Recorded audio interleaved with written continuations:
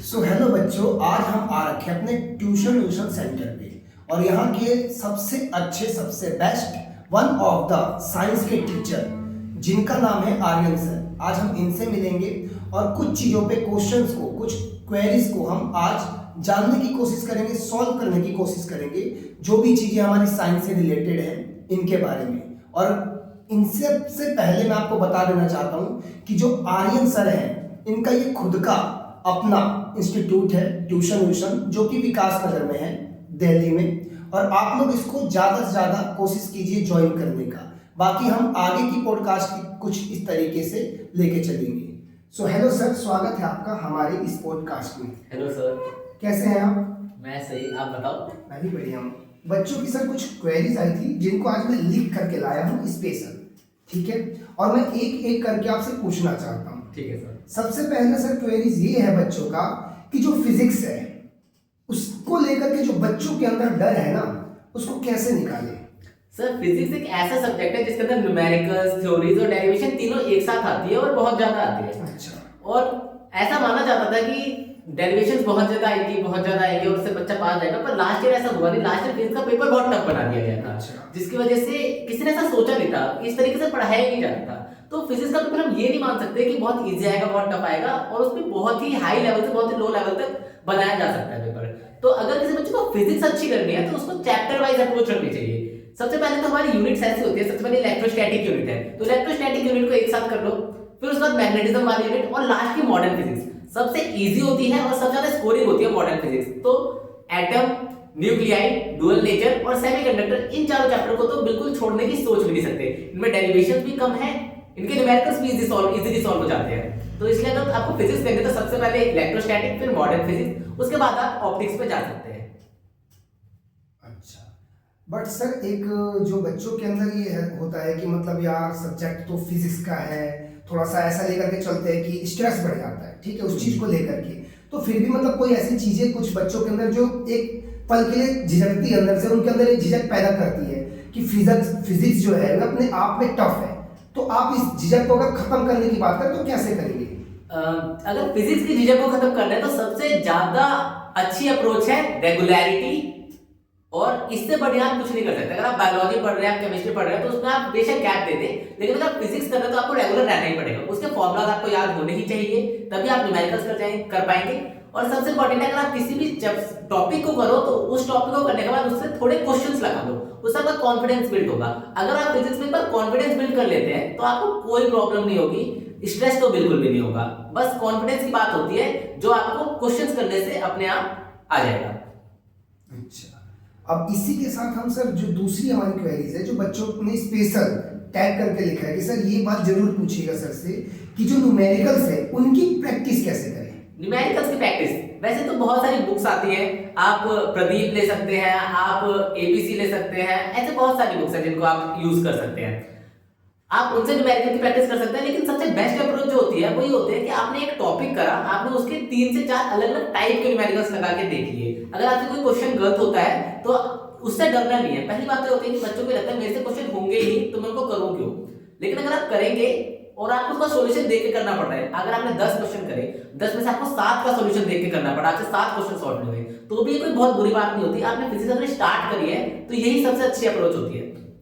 अगर आपसे क्वेश्चन नहीं हो रहे तो आपको सॉल्यूशन देखना है, उसके बाद आपको क्वेश्चन को अटेंड करना है। लेकिन हाँ, फिर 4 दिन बाद या 1 हफ्ते बाद आपको क्वेश्चन को दोबारा खुद लगा के देखना है कि क्या आपको याद है कि वो क्यों और कैसे हुआ था, किस वे में सॉल्व करा गया था। क्वेश्चन को सॉल्व करने के लिए आपकी कैलकुलेशन एक ठीक होनी चाहिए, पर उससे ज्यादा अच्छा है कि आपकी अप्रोच कैसी है उस क्वेश्चन को सॉल्व करने की। एक क्वेश्चन को सॉल्व करने के बहुत तरीके होते हैं, आपको अपना तरीका लगाना है।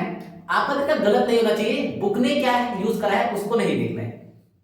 उसको तब आप देख सकते हैं जब आपका आंसर गलत आ रहा है, पर अगर आपने बुक के तरीके से सॉल्व नहीं करा, आपने कोई अपने तरीके से सॉल्व करा, आपका सही आंसर आ रहा है, तो इसका मतलब नहीं आपका आंसर गलत है। क्योंकि बच्चे तो यही सोचते हैं कि हमें कैसे पता चलेगा कि ये चीज बुक में तो इस तरीके से दे रखी है। अगर आपने सही तरीके से करा है, आपको अपने तरीके में कोई एरर नजर नहीं आता, तो आप कॉन्फिडेंट रह सकते हैं अगर आपका आंसर सही आ रहा है तो। वरना अपने तरीके में गलती ढूंढने की कोशिश करिए। अगर आप अपनी इस अप्रोच को सुधारेंगे कि आप अपने तरीके में गलती, पहले तो आपने उस क्वेश्चन को पढ़ा, आपने देखा, आपके दिमाग में अप्रोच आएगी, क्वेश्चन को रीड करते एक अप्रोच आती है कि इस तरीके से शायद इसमें मैं सॉल्व कर सकता हूं। आपने उस तरीके से सॉल्व करा, आपका आंसर आ गया, बुक में किसी और तरीके से सॉल्व कर रखा है, डरने की कोई बात नहीं है। लेकिन अगर आपने सॉल्व करा, आपका आंसर नहीं आया, बुक में सॉल्व कर रखा है, उसका आंसर कुछ और आ रहा है, आपका कुछ और आ रहा है, तो आपको ये नहीं देखना कि बुक ने क्या कर रखा है, आपने सीधा टेक दिया। आपको ये देखना है कि आपने जो अप्रोच यूज करी है उसमें क्या गलती है जिसकी वजह से आपके आंसर में एरर आ रहा है। तो अपने तरीके को सुधारते जाएंगे तो आपके धीरे धीरे न्यूमेरिकल्स बनने लगेंगे और एक टाइम ऐसा आएगा आपके 10 के 10 सही जाएंगे। ठीक है सर, यहाँ तक तो हमने बहुत सी क्वेरीज है, बहुत सी मतलब चीज़ों को जाना, और इसके अगले पड़ाव पर पहुँचते हुए मैं ये पूछना चाहूँगा कि जितने इम्पोर्टेंट चैप्टर हैं साइंस में, जितने भी अपने ये सब्जेक्ट है, उसमें जो इम्पोर्टेंट चैप्टर है, तो अगर ये कहा जाए कि इनका नाम बताइए जो इम्पोर्टेंट चैप्टर है, या उनका नंबर्स बताइए कि कितने हैं, तो आप उसको कैसे डिफाइन करेंगे? देखो, इंपॉर्टेंट चैप्टर्स की अगर मैं बात करूं तो हमारे 3 मेन सब्जेक्ट आ जाते हैं, chemistry, physics and bio. Physics में तो जैसे कि मैंने बताया कि सबसे इंपॉर्टेंट तो मॉडर्न है। अगर आप मॉडर्न फिजिक्स को कर लेते हो उसमें 4 चैप्टर है, बहुत इंपॉर्टेंट है, सेमीकंडक्टर इंक्लूडेड, बहुत इंपॉर्टेंट। अगर आपने उसको कर लिया तो आपका एज पासिंग मार्क्स तो उसमें में से क्या जाता है। उसके बाद एसी और ईएम वेव इंपॉर्टेंट चैप्टर नहीं है, बट वो बहुत छोटा चैप्टर है, उसको आप 1 घंटा भी पढ़ लेते हो तो आपका वो खत्म हो जाता है और उससे कोई क्वेश्चन आ गया तो बन जाएगा। उसमें भी स्पेशल स्पेक्ट्रम वाला क्वेश्चन 15 मिनट में हो जाता है और एक क्वेश्चन पक्का आएगा उसमें बोर्ड में। उसके अलावा आप इलेक्ट्रोस्टैटिक के स्टार्टिंग के 2 चैप्टर और करंट इलेक्ट्रिसिटी, इतना करके चले जाएंगे, ये इनफ है। लेकिन मैं ये नहीं कहूंगा कि इतना ही करके जाओ, आप पूरा जितना सिलेबस हो सकता है उतना पढ़ के जाओ। पर अगर आपके पास बहुत कम टाइम बचा, आपको कुछ ही चुनिंदा चैप्टर करना है तो पहले एक को कवर करो, उसके बाद बचे हुए चैप्टर को कवर करना। फिजिक्स में तो आपको ये करना है। बायोलॉजी में अगर आप बोर्ड्स देने जा रहे हैं तो आपको बायोटेक्नोलॉजी के दोनों चैप्टर्स, जेनेटिक्स के दोनों चैप्टर, इवोल्यूशन आप छोड़ सकते हैं अभी, ये 4 चैप्टर पक्का करके जाने हैं। इन 4 चैप्टर से सबसे ज्यादा क्वेश्चन आते हैं। अगर आप इनमें से कोई चैप्टर छोड़ के जा रहे हैं तो आप बेवकूफी कर रहे हैं, क्योंकि आपको ये 4 चैप्टर बहुत ज्यादा रिपीट होते हुए क्वेश्चंस ऐसे आपको दिख जाएंगे। आप प्रीवियस ईयर सॉल्व करेंगे, आपको उसमें भी इन 4 चैप्टर से आते हुए क्वेश्चंस बहुत ज्यादा दिखेंगे। इसके बाद आप बाकी चैप्टर्स पे जा सकते हैं, जैसे sexual reproduction in flowering plant and all, human reproduction, reproductive health भी जैसे ईएम वेव है वैसे बहुत छोटा चैप्टर है, तो आप उसको भी मुश्किल से 2 घंटे के अंदर कवर कर सकते हैं। पर फिर भी ये 4 चैप्टर, 2 बायोटेक्नोलॉजी और 2 जेनेटिक्स के पक्का करके जा रहे हैं। केमिस्ट्री में मैं बात करूं तो केमिस्ट्री में हम सबसे पहले तो हम तीनों अलग अलग यूनिट्स की बात करेंगे।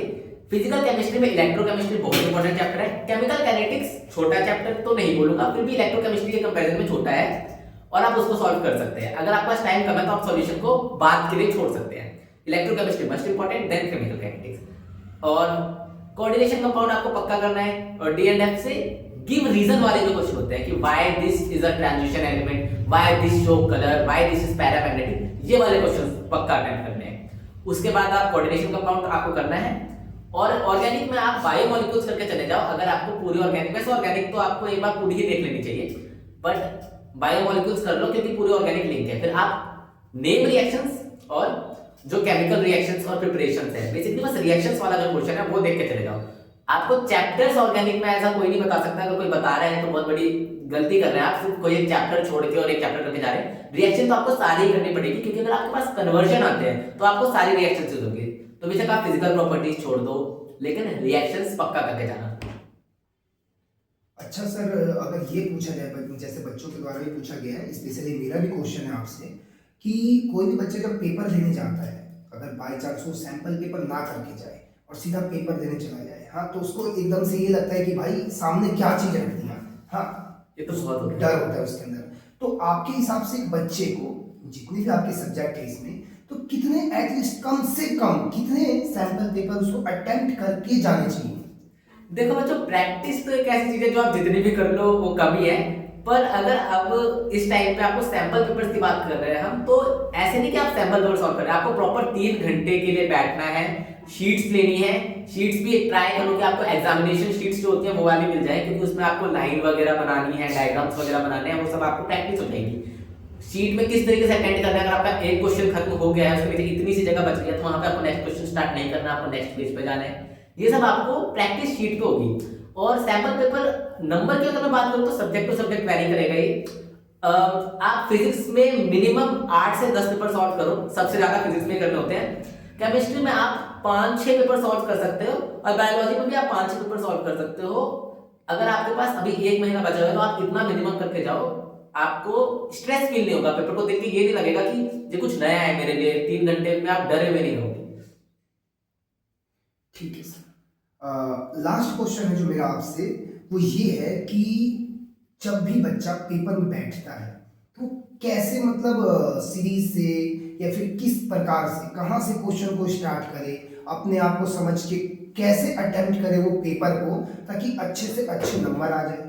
और अगर अच्छे नंबर नहीं ला सकता, बच्चे कई ऐसे होते हैं जो अच्छे नंबर नहीं ला सकते, पहले से नहीं पढ़े हैं, जिनका 1 महीना बच रहा है, तो ऐसा क्या करें जिससे एटलीस्ट कम से कम वो फेल होने से बच जाए।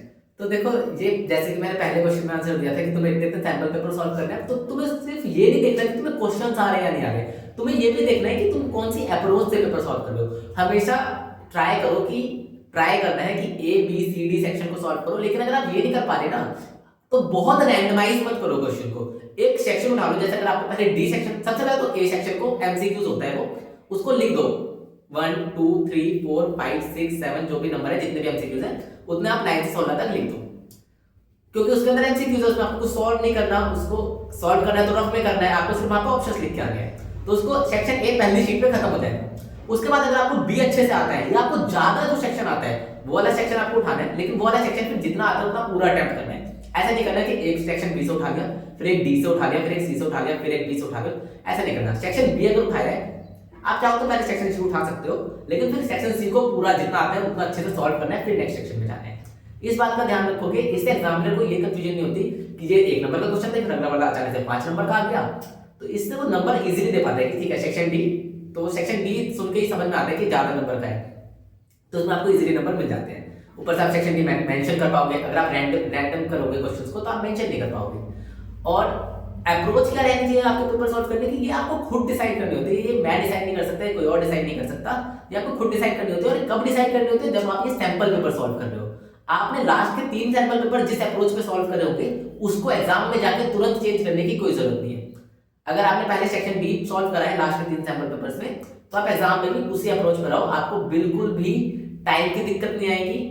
और टाइम जो आपने सैंपल पेपर में जैसे मैनेज करता है वैसे मैनेज करना, आपको कोई ऐसा स्ट्रेस फील नहीं होगा कि आपका टाइम कम पड़ रहा है या ऐसा कुछ हो रहा है।